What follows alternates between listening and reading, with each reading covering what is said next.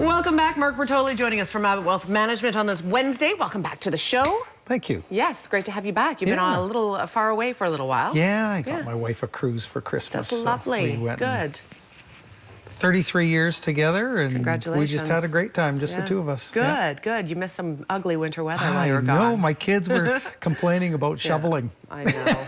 I know. I was also shoveling. Let's not talk about that. Yeah. I have an actual policy, and we'll get right to the topic in a minute, but my policy is after March 1st, I really don't shovel anymore. I just let it melt. Unless it's a massive snowstorm, Yeah. I'm going to let Mother Nature do the shoveling. Oh, my mother used to say after March 1st, the Lord giveth, the Lord taketh away. There you go. I like it.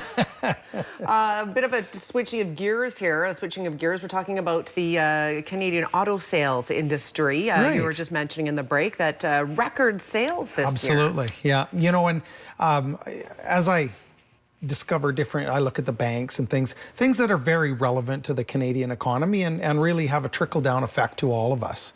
So I thought I'd bring up some of the statistics here about what, 8% of the gross domestic product, or the output of our economy, is auto industry. 120,000 direct jobs, 400,000 in the spin-off, so manufacturing parts, things like that. And what's neat about this, 90% of those jobs are in Ontario, mind you, but $72,000 a year average income for a plant worker for GM, Ford, things like that, and about $55,000 for parts manufacturing. So the only bigger industry in Canada is the food industry. Is that right? So very important part of the Canadian economy.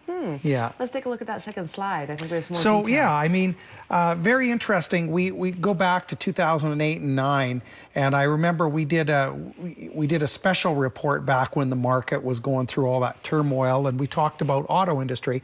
Back in 2008 and 2009, the average length people were keeping a vehicle was 11 years. The historical statistics are about 5.5 years. So we've been playing catch up. And here we just had 2016. You can see 1.983 million units sold in Canada. So people are not holding onto their cars as long as they used to? No, we're getting back to the 5.5 year itch, I guess you would call it. They want the new model with the heated steering wheel, because that's the big thing, you know, and the GPS. You go back 5 years, a lot of those things weren't even there. So it's quite a change in things. So the other thing is the next slide, I looked at a couple other things. What happened, and the comment was that the wore out the showroom floors last year. The activity in Canada and the US, interesting, we're just under 2 million units. US 17.5 million units so per in 1 year. capita, though, who's more? Do you know what I mean? Well, we'd be 2 on 30 million. I guess we would be. We would be. Because it would have to be 20 million on 300 million for the US. So 4 years of records. What's next? Canada, they think, will plateau, but there's a lot of consumer confidence in the US. GM and Ford, the head of their marketing divisions are thinking that the US is going to lead next year. Last year, it was Fiat Chrysler were the #1 sales in Canada. This year, Ford actually took over as the #1 in sales in Canada. 9% growth. You can call us Canadians rednecks, but Ford sold 3 times as many trucks as they did cars last year. Is that right? So puts it in perspective how important certain things are. There's another interesting dynamic going on in that a lot of higher end models, Mercedes, Jaguar, the Cadillacs, the Lincolns, a lot of, and the loaded trucks, Platinums and things like that. What they're finding is that the baby boomers are now worked all their lives, universities paid for the kids. Now it's time for them. Sure. And they're buying a nicer vehicle for themselves. And so they should. There's been a real upsurge in top quality luxury automobiles.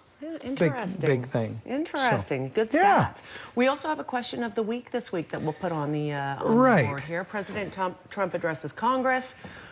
Canadian jobs. What about Canadian jobs? So I made an effort last night and watched 2 hours of the pre and after, and watched the entire speech from President Trump.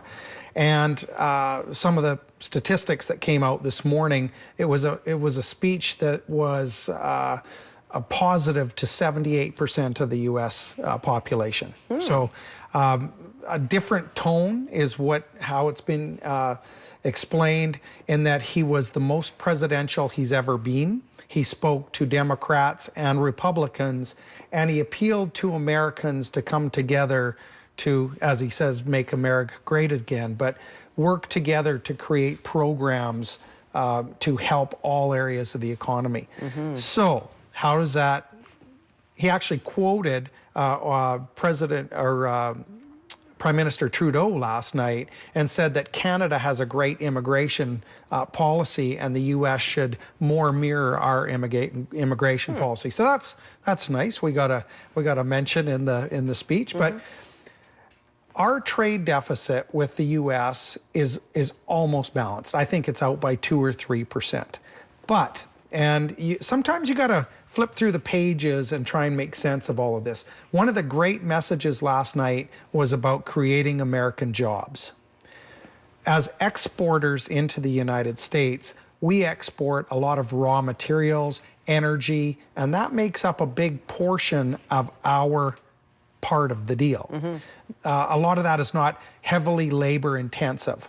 However, we import a lot of finished products.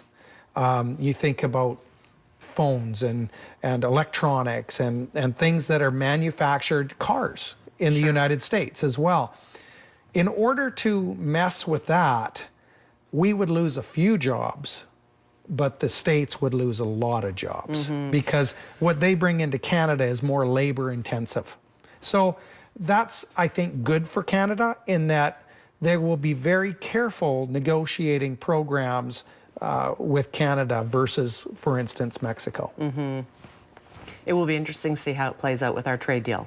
Yeah, markets again today, the Dow broke 21,000, just matched the quickest 1,000 point move in the market in history to the upside. So business in the United States really likes what's going on, and the markets are a forward-looking being. So the markets are thinking that things are going to be better for business in the future than they are today. We'll continue to monitor. That's right. All right, Mark Bertoli, thank you for being here today. Thank you. If you have any questions for Abbott Wealth, information on the screen, 372-3736. You can also email them or check them out online at abbottwealth.com. Quick break. We'll be right back. Stay with us.